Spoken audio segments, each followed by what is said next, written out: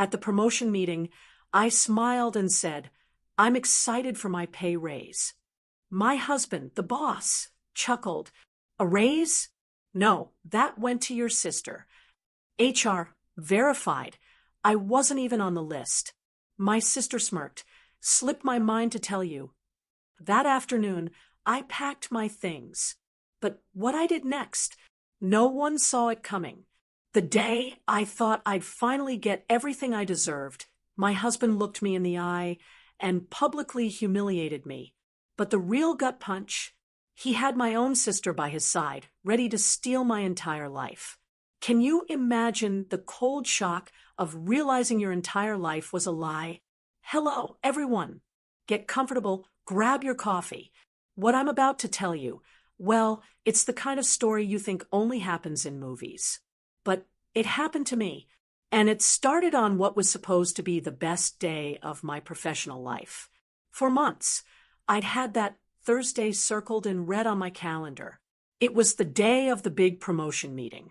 I woke up before my alarm, the sun just a faint promise on the horizon.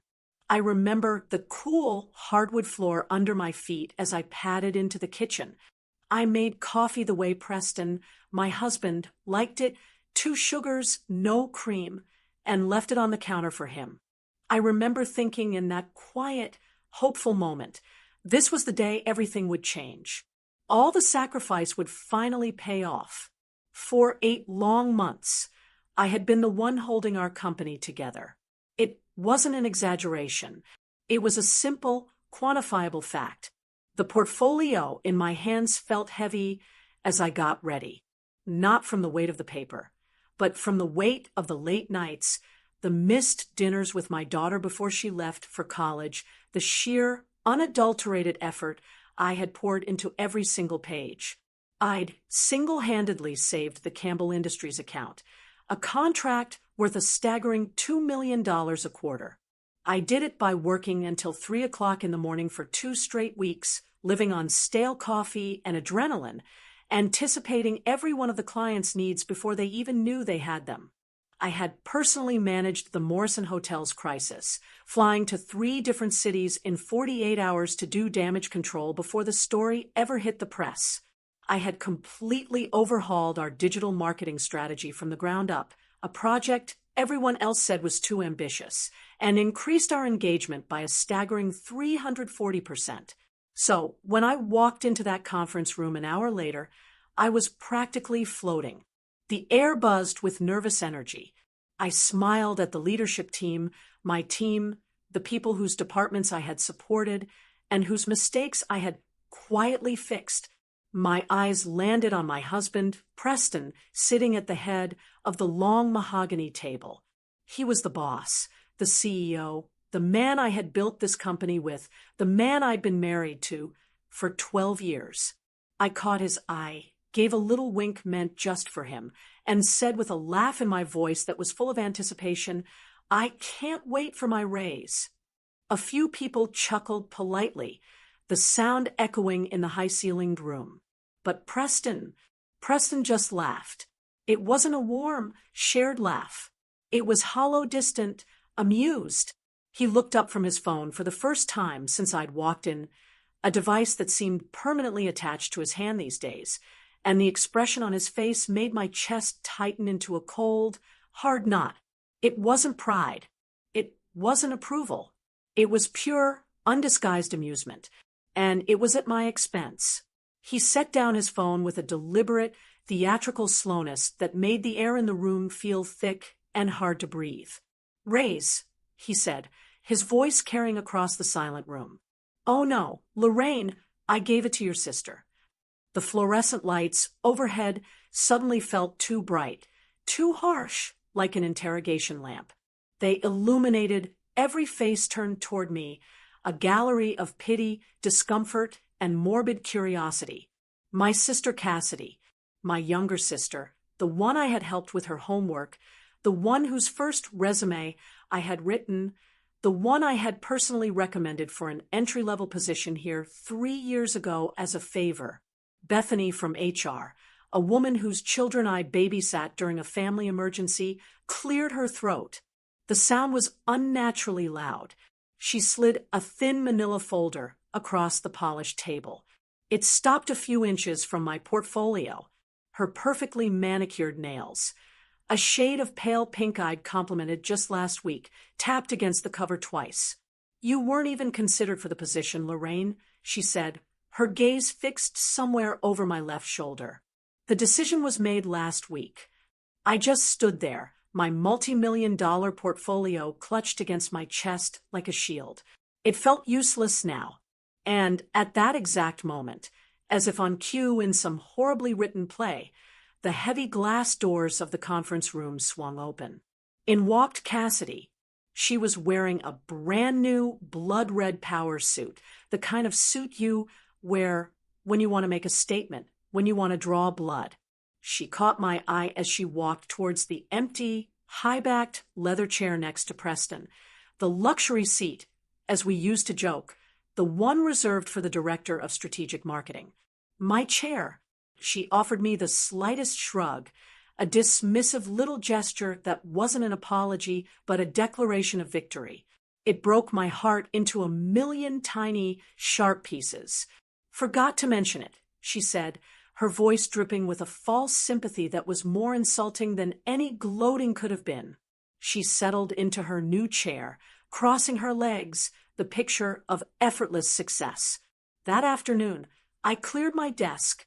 It was a surreal, out-of-body experience. The orchid I'd nursed through 2 brutal winters, coaxing it back to life. The coffee mug my daughter Paige had given me that read, "World's Best Multitasking Mom." The framed photo from our company retreat, where I'd been named Employee of the Quarter for the 3rd consecutive time. A photo where Preston was standing beside me, his arm around my shoulders, beaming with pride. Or so I had thought. I packed them all into a sad brown cardboard box. But what I did afterward, what I began to plan in the ashes of that humiliation, nobody, least of all them, saw it coming. The drive home was a blur of traffic lights and familiar turns that my body made without any input from my brain. 17 minutes. That's all it took to travel from the center of my professional universe to the ruins of my personal one. Each landmark, the bakery on the corner, the old oak tree in the park, seemed to mock me, relics from a life that had ceased to exist the moment Preston uttered those words. Our house, the one we poured our life savings into, the one in that beautiful tree-lined neighborhood in Portland where we were supposed to grow old together. It felt like a stranger's house. The air inside was stale and silent. The kitchen, with its dated countertops and peeling linoleum, still needed renovating. We'd been putting it off, waiting for this very promotion, for the substantial salary increase that would come with it. Now I realized with a bitter pang it would stay exactly as it was, a monument to a future that would never happen. I set the box of my office life on the dining room table, the thud echoing in the silence. For a moment, I just stood there, staring at it. My entire career, my identity for the last 12 years reduced to a cardboard box. A strange, cold calm washed over me. It was the calm of shock, the kind of numbness that precedes a world of pain. My eyes drifted towards the open door of Preston's home office. And there it was, lying on top of a stack of papers on his desk, as casual as a grocery list. The Campbell Industries contract. My feet moved before my mind did, carrying me across the room as if in a dream. I picked it up. The margins were filled with notes, but it wasn't Preston's angular, hurried scrawl. These were looping, careful, almost childishly rounded letters. Cassidy's handwriting. I saw dates scrolled next to some of the notes, going back 6 weeks. 6 weeks. Strategy notes about customer engagement approaches I developed. Client relationship details I'd painstakingly built over years. It was all there. My intellectual property being dissected and claimed by my own sister under my own roof. The casual, breathtaking cruelty of it stole the air from my lungs. For the past month, while I'd been a bundle of nerves and excitement, practicing my promotion presentation in the shower, calculating how the pay raise would finally let us fix the leaking roof, and maybe even take a real vacation. My husband had been secretly training my replacement, my sister. He had sat across from me at this very dining table, listening to me rehearse my talking points, nodding encouragingly. "That's a strong opening, Lorraine," he'd said. He'd looked over my portfolio layout, suggesting a different font. "This is brilliant, honey. They're going to be blown away." He had made love to me just last night, holding me in his arms without ever once mentioning that the next day he was going to publicly execute my career. The front door opened at 6:47 p.m. Preston's usual time.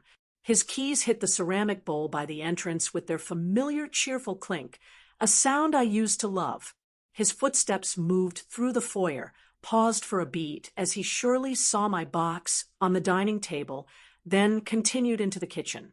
I was standing there, holding a chef's knife, a half-chopped bell pepper on the cutting board in front of me. The motion was automatic, a phantom limb of a normal life.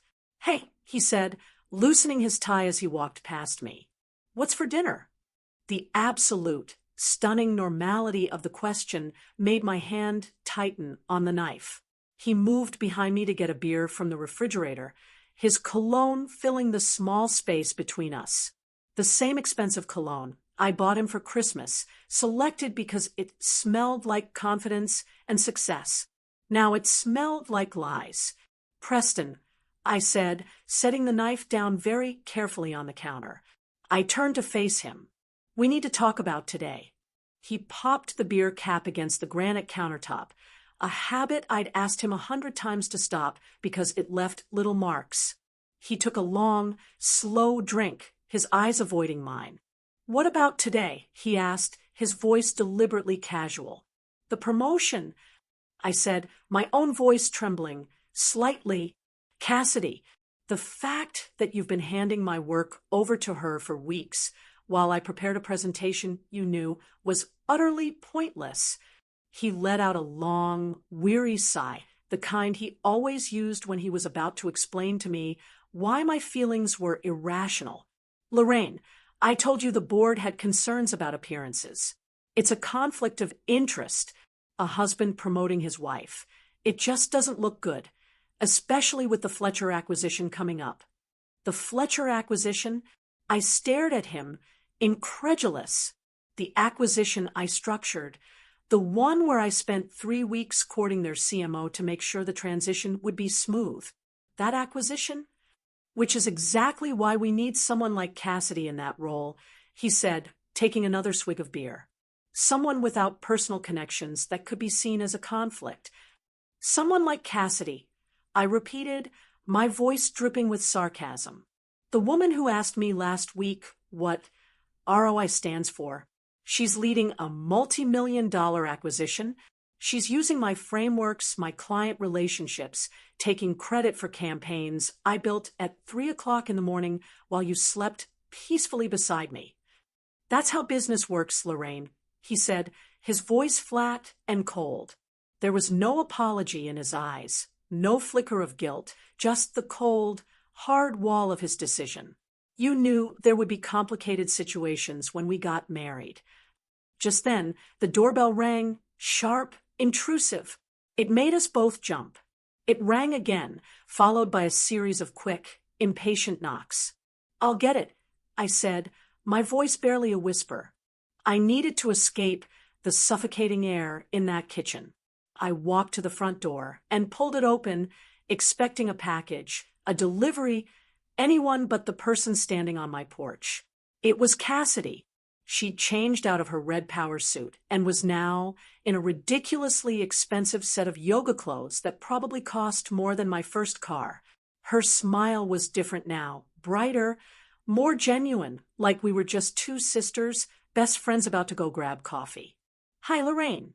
Hope I'm not interrupting dinner," she chirped, her eyes flicking past me into the house. Behind me, I heard Preston's footsteps approaching. "Cassidy, what are you doing here?" "Oh, You left this at the office, she said, pulling his personal laptop from an oversized designer purse. She wasn't talking to me. She was talking to him. You said you needed it for the Fletcher presentation tomorrow morning. She handed him the laptop. Their fingers brushed in the exchange. It was a small, insignificant gesture, but it was practiced, familiar, intimate. My stomach turned over. Thanks, he said, his voice a little too tight. I completely forgot. No problem, she said, her gaze finally settling on me. About tomorrow's presentation, should I use Lorraine's deck as a starting point, or just create something fresh? Create something fresh, Preston said without a moment's hesitation. We need a new perspective. Her attention shifted to me fully, then her face a perfect mask of corporate sympathy. Lorraine, I'm really truly sorry about today. I know it must have been unexpected, but I'm sure you understand deep down that it's what's best for everyone. The perfectly chosen, meaningless, soul-crushing words. I just smiled. The same polished, professional smile I had perfected in 1,000 hostile meetings. Of course, Cassidy, I said, my voice perfectly, terrifyingly even. I understand perfectly. After she left, a trail of expensive perfume lingering in the air, Preston closed the door and turned to me, a look of strained reasonableness on his face. See, she's just trying to be professional about this whole thing. Professional, I repeated, the word tasting like poison in my mouth. Is that what we're calling showing up at my house in revealing workout clothes? To deliver a laptop you could have easily survived without until tomorrow. Don't make this something it's not, he warned, his voice low. But I was already walking away, heading upstairs. In our walk-in closet, I pulled down my large suitcase, the one we bought for our honeymoon in Maui 12 years ago. I opened it on the bed. Preston appeared in the doorway, his forgotten beer still in his hand. What are you doing? Getting some space, I said, pulling sweaters from a drawer and folding them with numb precision. Lorraine, don't be dramatic, he sighed. It's just a job. I paused, holding a soft cashmere sweater Paige had given me for Christmas. I turned to face him, my eyes finally meeting his. You're right, I said, my voice dangerously quiet. It's just a job. And this is just a marriage where my husband orchestrates my professional humiliation. And that was just my sister stopping by our house after dark. Nothing dramatic about that at all. He stood there watching me as I packed up 12 years of my life. He didn't say a word to stop me. He just watched. And in his silence, I heard everything I needed to know. That night, I didn't just pack a suitcase. I packed a grudge. And in the sterile quiet of my sister Beverly's guest room, I started making a plan. Just before I fell into a restless sleep, I checked my banking app. A cold dread washed over me. The joint savings account, the one containing the bulk of our liquid assets, had a balance of 0. He had transferred everything out. And then I saw the email notification from the bank. Subject: account closure request processed. He hadn't just pushed me out of the company. He had locked me out of my own life. My first night of exile was spent at my older sister Beverly's house. She opened the door, took one look at my face and the suitcase in my hand, and simply pulled me into a fierce hug. She didn't ask questions, just led me to her guest room, a quiet, peaceful space that felt like a sanctuary. But sleep wouldn't come. I lay on the clean, crisp sheets, staring at the unfamiliar ceiling, the full weight of my new reality crashing down on me. I had no job. My marriage was a lie. My own sister had orchestrated my downfall.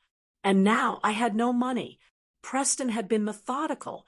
He hadn't just blindsided me. He had financially crippled me. The next morning, driven by a desperate, foolish hope, I did the one thing I thought I could still count on. I called my parents. I just needed to hear my mother's voice, to be told that this was all a terrible mistake, that they were on my side. Mom, I said, my voice cracking, betraying the facade I was trying to maintain. Something terrible happened. I laid it all out in a torrent of choked words. The meeting, Preston's coldness, Cassidy's smug smile. The years of my work just handed over like a party favor. I told her about the frozen bank account, the feeling of absolute devastation. I waited for the explosion of maternal rage on my behalf, for the sympathy, for the promise that she and Dad would be on the next flight out to Portland. Instead, there was a long, heavy silence on the other end of the line, a silence so profound, I thought the call had dropped. Lorraine, my mother finally said, her voice strained and thin. Are you absolutely sure you're not overreacting? The blood drained from my face. I felt dizzy. Overreacting, Mom? He gave my job to Cassidy in front of the entire leadership team. He locked me out of our savings. Well, she said, and I could hear the faint, rumbling murmur of my father in the background, coaching her. Preston is a very successful man, a CEO. He's under a lot of pressure. He must have his reasons. And Cassidy, she's always looked up to you so much. Maybe you should see this as a chance for you to mentor her, to guide her. I couldn't form words. My throat closed up. Mentor her, Mom? She conspired with my husband to steal my career. They're having an affair. The words tumbled out before I could stop them. Now, Lorraine, don't use such dramatic, ugly language, my mother chided, her voice turning sharp. You have no proof of that. You've always been so ambitious, so intense. It can be a lot for a man to handle. Maybe this is a sign you should slow down. Focus on being a wife. Cassidy is just better at being supportive. She knows how to make a man like Preston feel important. Perhaps you should learn a little from your sister. Know how to be softer, more agreeable with your husband. I hung up the phone without saying goodbye.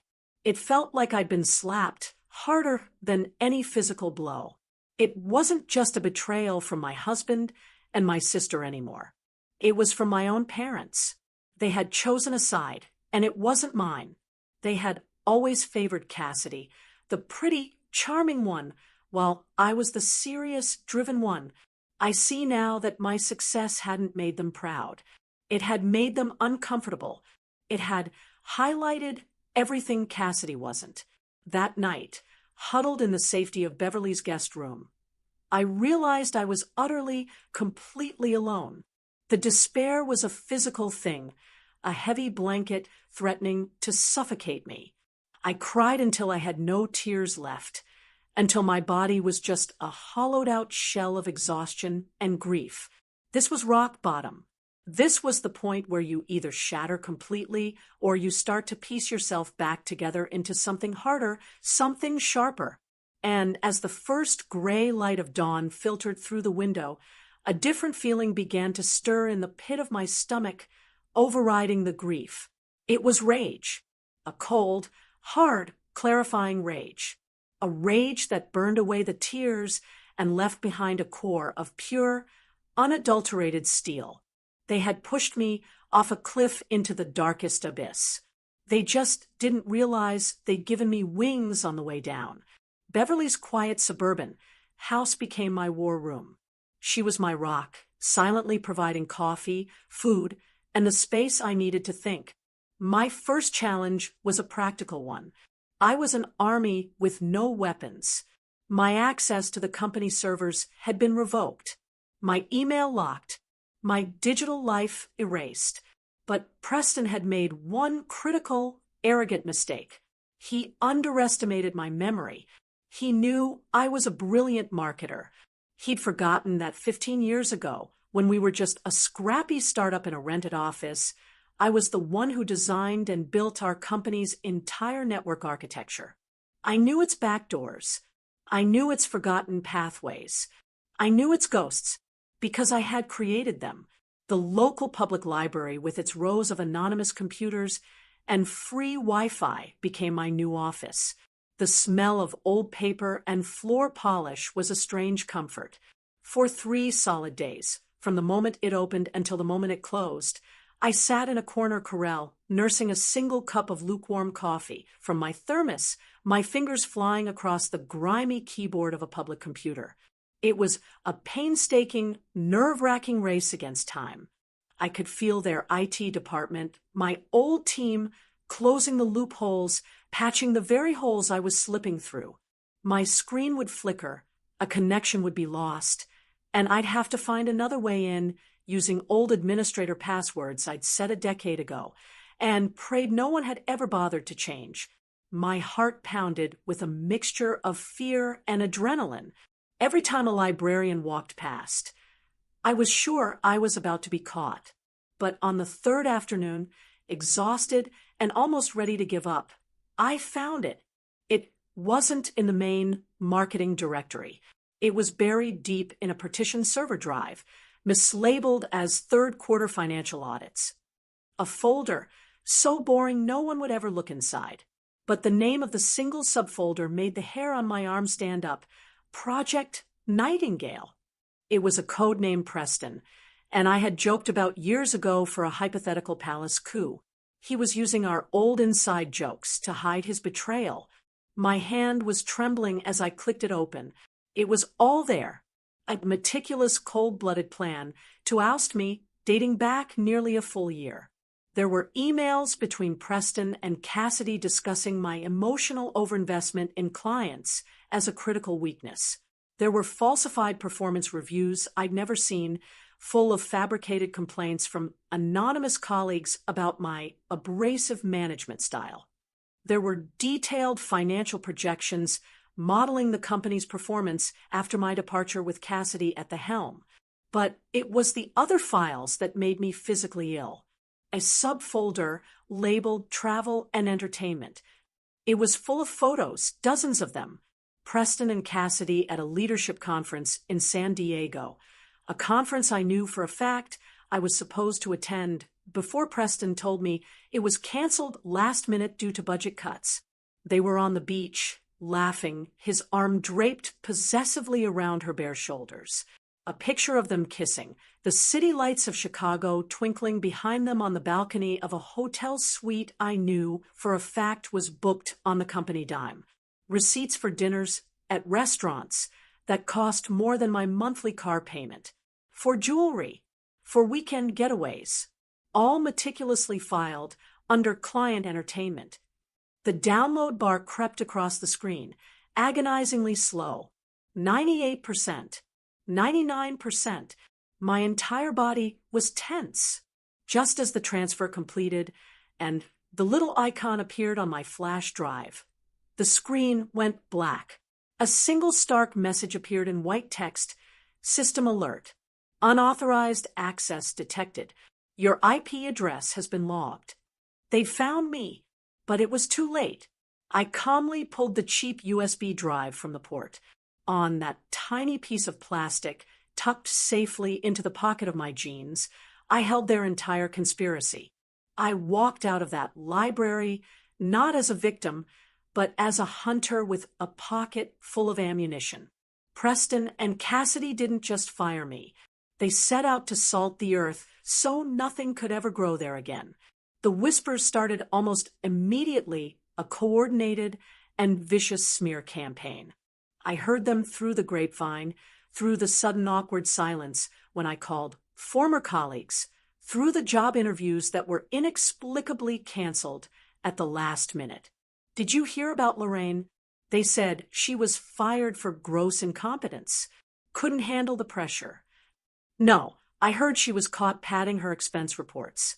Apparently, it was thousands of dollars. Someone I trust told me she was having an affair with the CEO of the Campbell account. And when Preston found out, he had to let her go to save the contract. It was diabolical in its precision. They weren't just attacking my work. They were attacking my character, my integrity, the professional reputation I had spent 15 years building with honesty and hard work was being systematically dismantled. Lie by lie. I sent out dozens of resumes. I was overqualified for most positions. Yet my phone remained silent. The few interviews I did get were tense and strange. The interviewers would look at my stellar resume, then look at me with a kind of pitying suspicion. I was radioactive. The lowest point came when I reached out to Mark, a senior manager I had personally mentored for 5 years.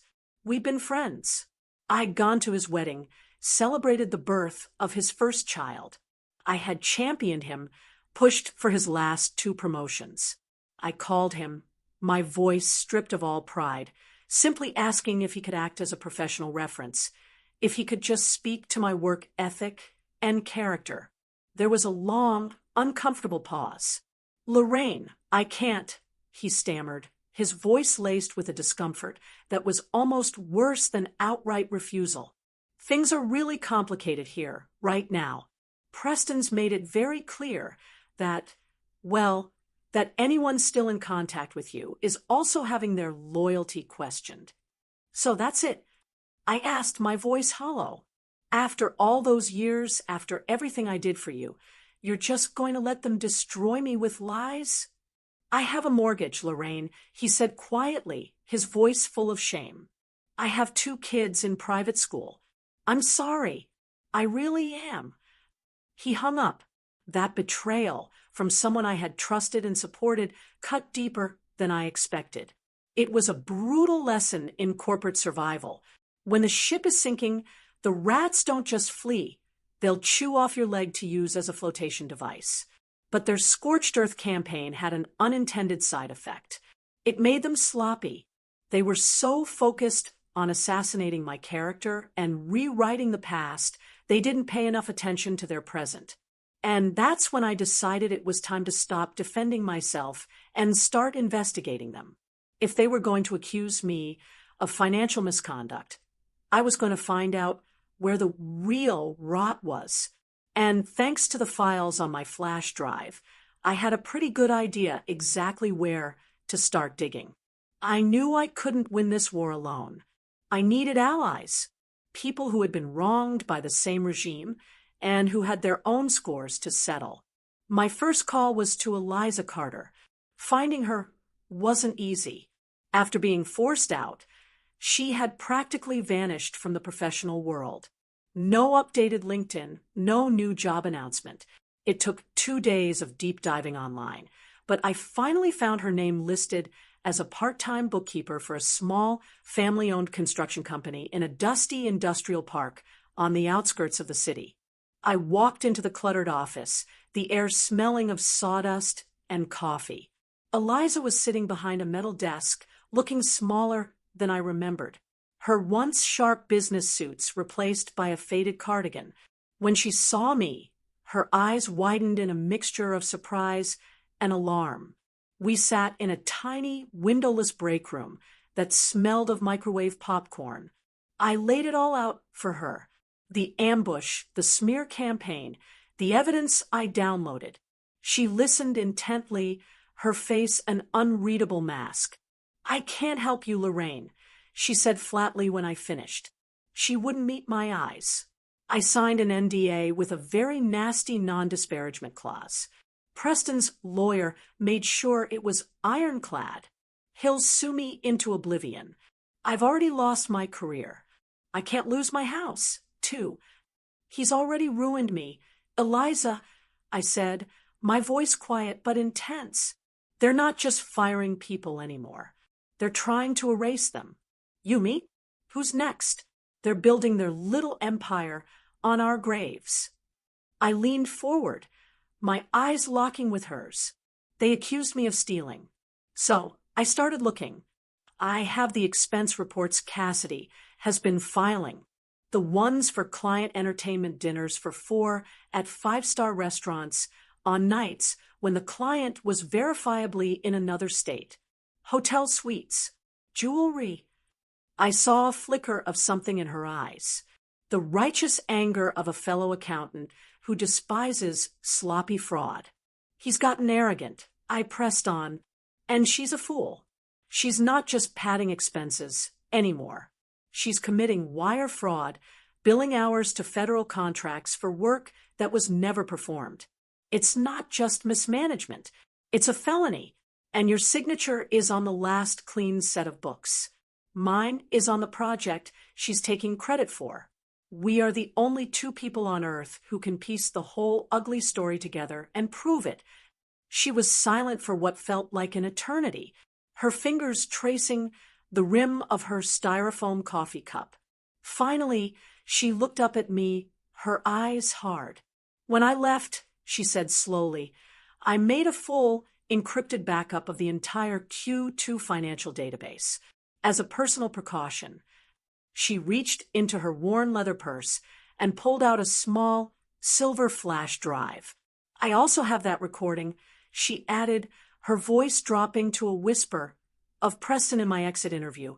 He didn't just pressure me to sign off on Cassidy's expenses. He explicitly told me to find a way to make the numbers work for her department's quarterly report, and that if I didn't, he'd personally call every headhunter in the state and blacklist me. She slid the flash drive and a tiny audio recorder across the chipped Formica table. He wanted a war, she said, a grim, dangerous smile spreading across her face for the first time. Let's give him one. I left her office with more than just evidence.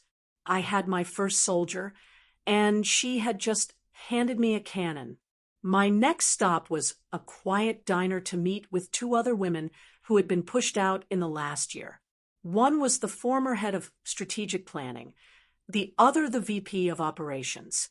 Over greasy fries and bad coffee, they told their stories of their ideas being stolen by Cassidy, of their authority being undermined by Preston, of being gaslighted and marginalized until they had no choice but to resign. By the time I left, I had a stack of sworn affidavits and a network of women ready to burn it all down. The offer from Marcus Whitman, the CEO of Meridian Global, our biggest and most respected competitor, felt like a lifeline thrown from a battleship to a woman adrift on a life raft. He called my cheap prepaid phone on a rainy Tuesday afternoon. I was sitting in my car outside Beverly's house, staring at the raindrops tracing paths down the windshield, feeling the familiar weight of hopelessness settle in my chest. "Is this Lorraine Wallace?" a deep, authoritative voice said. I almost didn't answer.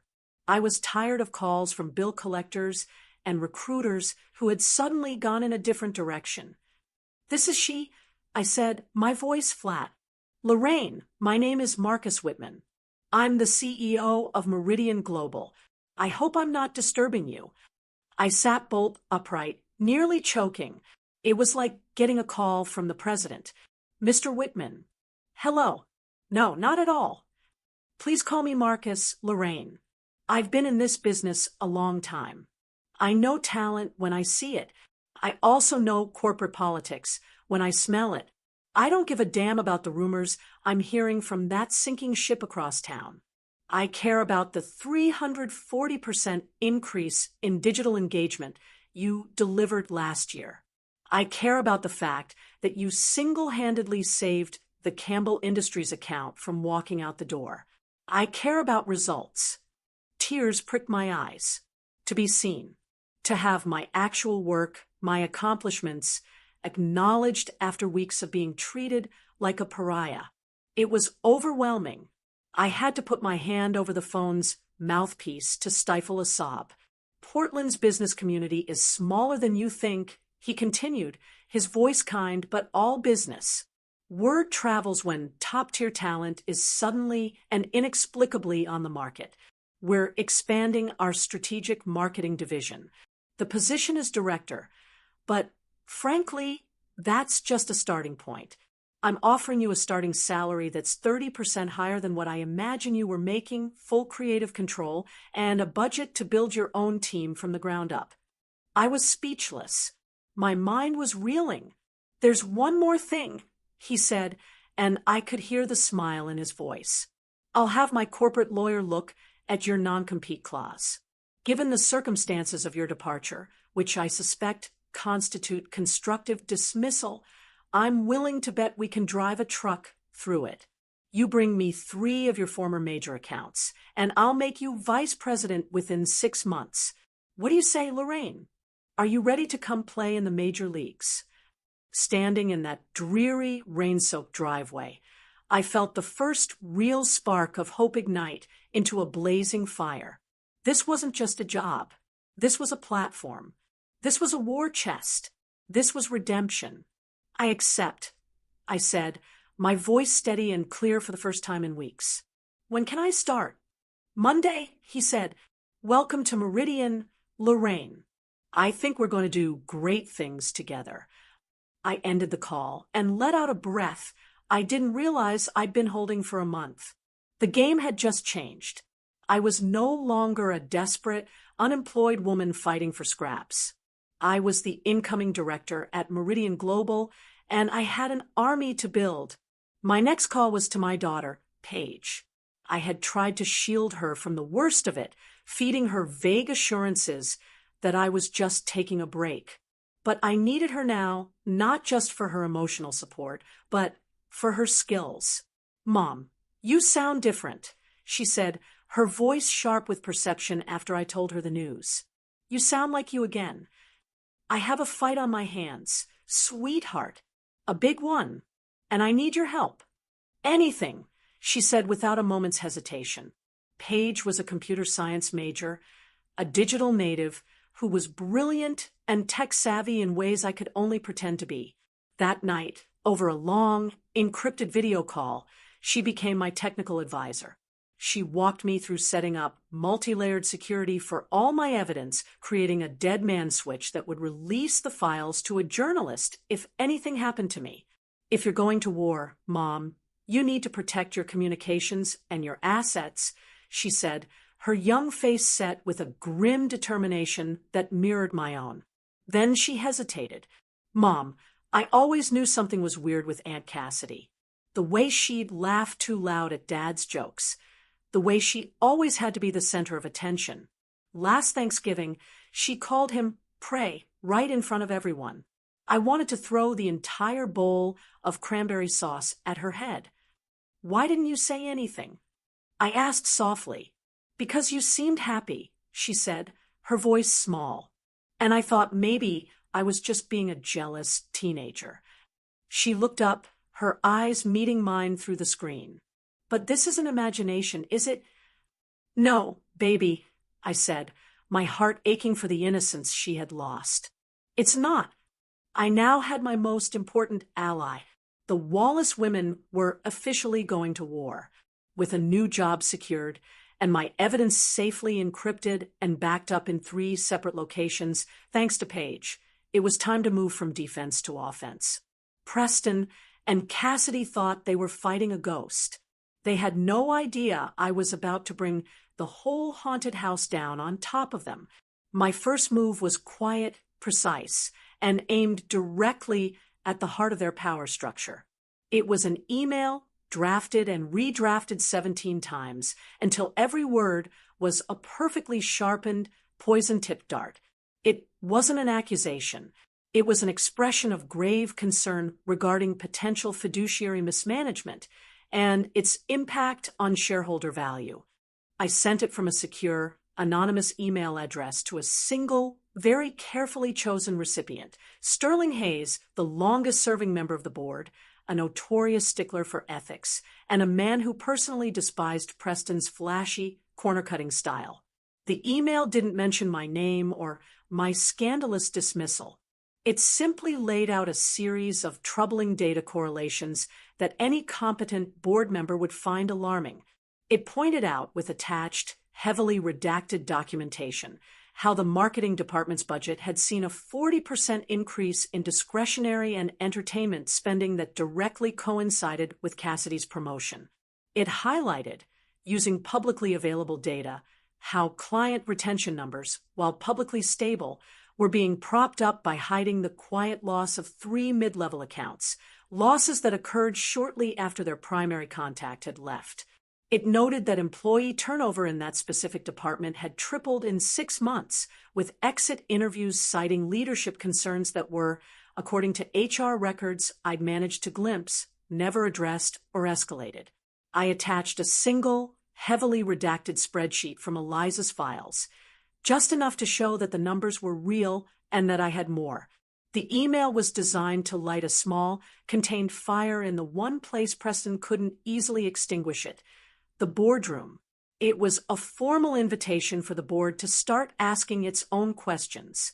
My second move was public, designed to create external pressure. I spent an entire weekend crafting an article for LinkedIn. The title was "When Merit Meets Politics: A Case Study in Corporate Leadership Failure." It was a cold, clinical, academic analysis of a hypothetical company where promotions were based on personal relationships rather than professional achievement.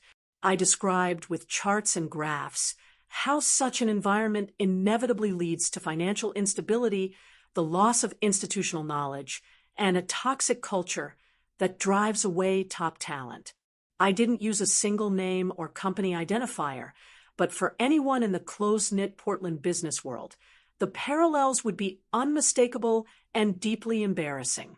I scheduled it to publish at exactly noon on Friday, when I knew most executives and industry professionals would be scrolling through their phones during their lunch breaks. Then I waited. The fuse had been lit. The first explosion was set to go off in the boardroom, and the second was set to go off in the court of public opinion. All that remained was to watch it burn. The explosion happened faster and more spectacularly than I could have ever imagined. Sterling Hayes, as I predicted, was a man who hated loose ends and financial ambiguity. On Friday morning, he bypassed Preston entirely and used his authority as the lead independent director to call an emergency board meeting. My old colleague, Timothy, a sweet, hard-working kid I had mentored, became my eyes and ears, sending me a rapid-fire series of text messages that had my heart pounding. 7:43 a.m. Emergency board meeting just called for 8 a.m. agenda is listed only as urgent governance matter. Everyone is freaking out. 8:15 a.m. Preston and Cassidy just went into the boardroom. They look like they've seen a ghost. Preston was sweating. 9:02 a.m. They've called Bethany from HR in. The door is closed, but I can hear raised voices. Sterling Hayes is shouting. At exactly noon, as the chaos was unfolding behind closed doors, my LinkedIn article went live. Within 30 minutes, it had nearly 50 comments and had been shared over 100 times. But it wasn't just the numbers. It was the content of the comments. Women and men from across the industry started sharing their own stories of being passed over for the boss's unqualified son or the CEO's new girlfriend. The comment thread transformed into a viral public therapy session for corporate betrayal and nepotism. My story had become their story, but at 2:17 p.m., the comment that mattered most appeared. The one that turned a brush fire into an inferno. It was from Robert Campbell, the powerful and widely respected CEO of Campbell Industries, our most valuable client. He wrote simply, an insightful and troubling analysis. Leadership transitions should never compromise project continuity or client relationships. I am becoming concerned about recent changes affecting our account management. I would appreciate a direct conversation with Lorraine Wallace regarding the ongoing campaigns she initiated. He had tagged me publicly. It was a kill shot. My cheap prepaid phone rang within minutes. It was Robert's direct line. "Lorraine," he said, his voice grim and devoid of pleasantries. "I just found out about your departure this week. This is unacceptable. We have $2 million a quarter invested in strategies you personally developed. I just had a deeply unsettling call with Cassidy. She couldn't answer a single basic question about our target demographics for Q4. She didn't even know we had shifted our focus to the Southwest market. "I'm sure she'll get up to speed," I said, my voice a perfect model of professional neutrality. "There's no time for that," he snapped. "She tried to tell me the new strategy was her idea. I know for a fact you presented it to me yourself 6 months ago. We need you, Lorraine. If you're available for independent consulting, Campbell Industries will retain your services immediately at any price." "Actually, Robert," I said, a slow, triumphant smile spreading across my face, "I've accepted a position with Meridian Global. I start on Monday." There was a stunned pause on the other end of the line, then a hearty, booming laugh. Marcus Whitman finally made a smart move. Good for him. Good for us. Expect a call from my legal team first thing Monday morning. We're moving our account. The first domino had just fallen, and it was a big, multi-million-dollar one. If you're still listening to this, and I truly hope you are, would you do me a small favor? Just like this video and type the number 1 in the comments below. It helps more than you know.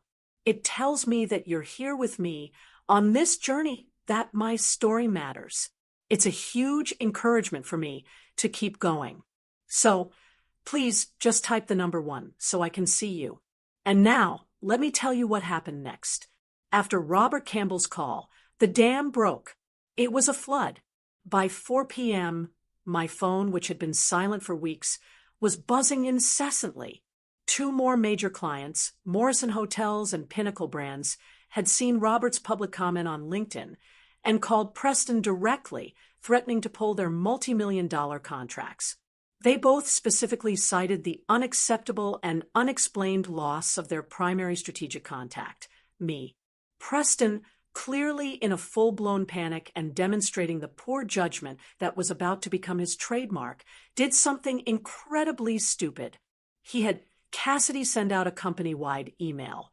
In it, she attempted to take sole, explicit credit for every major success the company had had in the past year: the Campbell Industries relationship, the Morrison Hotels crisis resolution, the digital marketing overhaul that had won us 2 industry awards.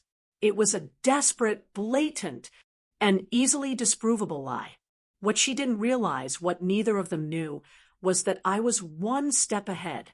Earlier that morning, anticipating a move like this, I had sent a little care package from a secure email address to my personal contacts, the VPs of marketing at each of those client companies. The package contained the original, unalterable project files, complete with embedded metadata showing my name as the author and a full revision history tracking my work over months. Her email didn't make her look like a leader taking charge. It made her look like a fraud and a fool. Around 6 p.m., though, I was in Beverly's quiet guest room, packing the few things I had into my suitcase, preparing for my new life that would start on Monday. I heard a car screech to a halt outside, followed by the sound of a car door slamming. It was Preston.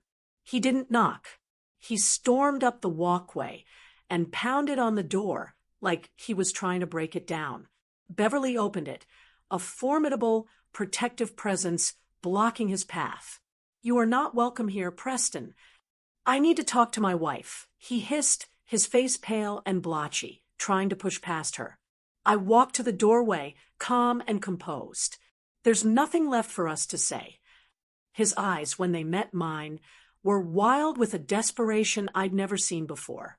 "Lorraine, please," he begged. "You have to stop this. You have to call Robert Campbell back. Tell him it's all a misunderstanding. You're destroying everything we built." "No, Preston," I said, my voice cold and hard as steel. "I'm not destroying what we built. I'm watching you destroy what you and my sister stole." He flinched as if I'd physically slapped him. "That's not fair," he whimpered. "Fair." I laughed, a bitter, sharp sound that held no humor. "You want to talk about fair? Was it fair when you humiliated me in front of my colleagues? Was it fair when you conspired with my own sister to ruin my career and my reputation? Was it fair when you locked me out of my own bank account and left me with nothing Not even enough for a proper divorce lawyer. He actually had the gall to look shocked, as if this thought had never occurred to him. That was Cassidy's idea, he blurted out, his voice rising in panic. She said, if we didn't cut you off financially, you'd try to fight back, try to take half of everything. She was just trying to protect the company. The ease with which he threw her under the bus was sickeningly predictable. He wasn't a king. He was just a coward who had briefly worn a crown. She is not some random girlfriend, Preston. She is my sister. I spat the words at him. And you are my husband. Or at least you were. Lorraine, please, he begged, his voice cracking, all pretense of power gone. He was just a scared little man watching his world crumble. I'll give you the promotion. I'll give you a 50% raise right now. I'll fire Cassidy tomorrow morning. We can fix this. We can go back to how it was. I just looked at him, at this pathetic, broken man groveling on my sister's doorstep. And I felt nothing. The love was gone. The anger had cooled. All that was left was a vast, empty pity. It's too late, I said softly, but with absolute finality. I've already accepted a position at Meridian Global, and Campbell Industries, Morrison Hotels, and Pinnacle Brands, they're coming with me. I took a step back from the door, a silent dismissal. You should probably go home and talk to your lawyer, Preston. I have a feeling you're going to need one. Beverly, without a word, closed the door gently, but firmly in his face. The war wasn't over, but I had just won the decisive battle. Monday morning at Meridian Global felt like stepping through a portal into a different universe. The building itself was a statement, gleaming glass and steel that soared into the Portland sky, a testament to success built on competence, not connections. The lobby was filled with light and the quiet hum of purposeful activity. My new office was a corner suite on the 22nd floor, with floor-to-ceiling windows that looked out over the entire city. On clear days, you could see the majestic, snow-capped peak of Mount Hood. It was a view that promised perspective. On the expansive mahogany desk sat a simple, elegant nameplate, Lorraine Wallace, Director of Strategic Marketing. Not someone's wife, not someone's afterthought, just my name, my achievement. I sat down in the soft, expensive leather chair, ran my hand across the smooth, clean surface of the desk, and for the first time in what felt like a lifetime, I took a deep, shuddering breath and felt it fill my lungs. The work was a whirlwind, but a wonderful one. My old clients, true to their word, began the process of transitioning their multi-million-dollar accounts. Marcus Whitman was a true leader. He gave me his full support, the resources I needed, and then got out of my way and let me do my job. My new team was a hand-picked group of smart, dedicated, and respectful professionals. They listened to my ideas, challenged them constructively, and executed them brilliantly. They respected me not because I was married to the boss, but because my strategies worked. Within the first month, we had not only secured my old clients, but had also landed a major new account that my old company had been chasing for years. I was not just surviving, I was thriving. But the real bombshell, the one that ended the war for good, dropped on a rainy Tuesday morning about a month into my new job. The business-specific Quarterly, the most respected financial journal in the region, published a front-page exposé by a sharp, relentless investigative journalist named Catherine Volov. The title was The House of Cards, a story of nepotism, fraud, and corporate decay at Cascade Marketing. Catherine had done her homework. She had taken the breadcrumbs I had given her and had followed the trail all the way to its rotten core. She had spoken to Eliza. She had spoken to the other women I'd connected her with who had been pushed out. She had found a dozen other anonymous sources from inside the company, all telling the same story of a toxic culture of fear and favoritism. She even had the full, unedited audio recording of Preston threatening Eliza. The article laid out in meticulous, damning detail the financial irregularities, the fraudulent expense reports signed by Cassidy, the culture of lies, and the mass exodus of talent. The article never mentioned my name once. I had insisted on it, but it painted a devastatingly clear picture of once prominent Portland marketing firm being run into the ground by an incompetent, arrogant CEO who had promoted his unqualified mistress, who also happened to be the sister of his highly competent, recently departed wife. The fallout was immediate and catastrophic. The company's stock, which was publicly traded, plummeted 40% in a single day of trading. The remaining board members, led by a furious Sterling Hayes, forced Preston to resign in disgrace to avoid a shareholder lawsuit. Cassidy was fired unceremoniously, escorted out of the building by security with a single box of her belongings, a perfect, poetic echo of my own departure. I received a text from my daughter Paige that afternoon. It was a screenshot of Cassidy's LinkedIn profile. Her job title had been updated, seeking new opportunities in strategic marketing. Underneath, a former colleague had left a single, brutal public comment. Good luck with that. I didn't feel the rush of giddy victory I might have expected. Instead, I just felt a quiet, profound sense of justice, a sense of order being restored to the universe. They hadn't just lost their jobs. They had lost their reputations. And in the small, insular world of our industry, that was a fate worse than a corporate death sentence. The house of cards they had built on my back had finally spectacularly collapsed. 1 year later, I was no longer a director. I was Meridian's chief marketing officer, and its newest board member, the youngest woman ever appointed to the position in the company's 42-year history. Our division's revenue had tripled. Employee satisfaction scores in my department were the highest in the company. I hadn't just rebuilt my career. I had built an empire from the ashes of betrayal. The invitation to be the keynote speaker at the annual Pacific Northwest Marketing Summit was the cherry on top. 3,000 industry professionals, my peers, would be there. The topic they'd asked me to speak on was building ethical and merit-based corporate cultures. The irony was so thick, I could taste it. Standing backstage in the wings, I adjusted the small microphone on my lapel and peeped through the heavy velvet curtain. The auditorium was a vast, cavernous space packed to the rafters. And then I saw him, 7 rows back, on the aisle. Preston. He looked diminished. That was the only word for it. His once perfectly tailored suit now hung loosely on a frame that had lost a lot of weight.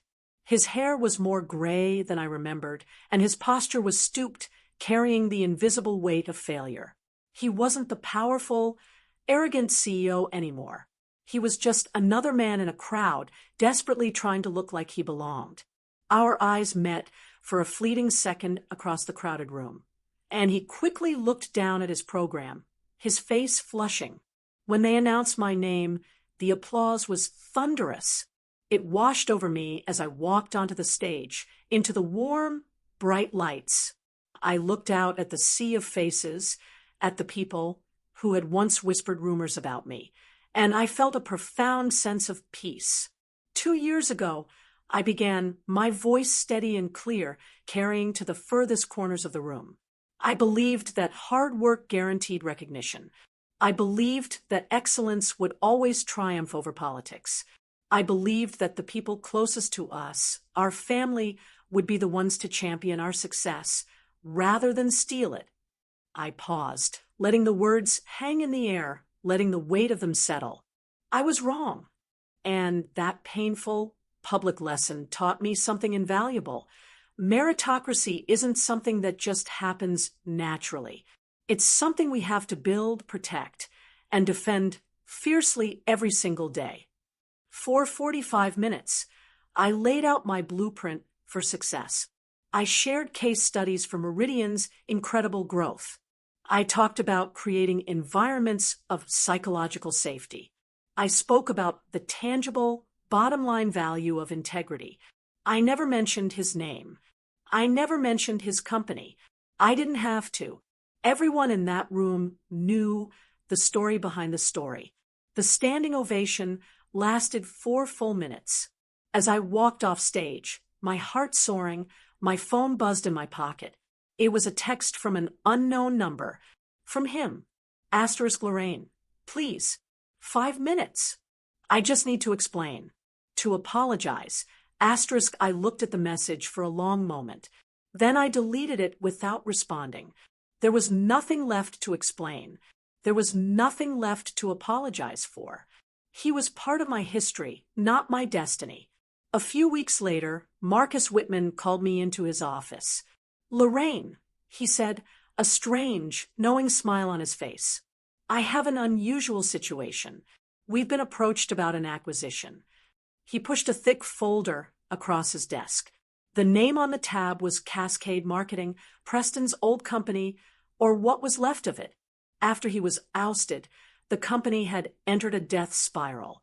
They were now bankrupt, desperate for a buyer to absorb their few remaining assets and massive debt before liquidation. "The board wants you to lead the acquisition team," Marcus said, watching my face carefully for a reaction. "You know their client list and their liabilities better than anyone." And so a week later, I found myself sitting at the head of that same long mahogany conference table in that same room where my life had been torn apart. But this time, I wasn't the one being judged. My legal team from Meridian flanked me. Across the table, Preston and what remained of his board sat like defendants awaiting sentencing. And next to him, looking thin and nervous, her expensive clothes now looking cheap and ill-fitting, was my sister Cassidy. She was there as a major shareholder. Her stock, now worthless. "The terms of the acquisition are non-negotiable," I began, my voice cool and professional as I opened the folder.